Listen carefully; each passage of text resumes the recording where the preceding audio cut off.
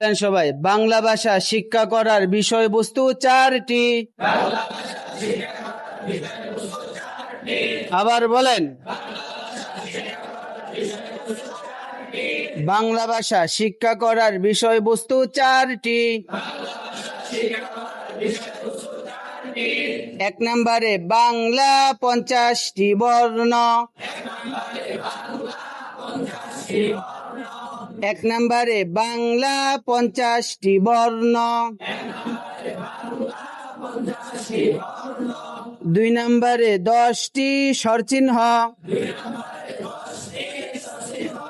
2 নম্বরে 10টি স্বরচিহ্ন। 3 নম্বরে 60টি ফলা। আবার বলেন, 4 নম্বরে যুক্ত অক্ষরের সমষ্টি। 4 নম্বরে যুক্ত অক্ষরের সমষ্টি। পারবেন না সবাই?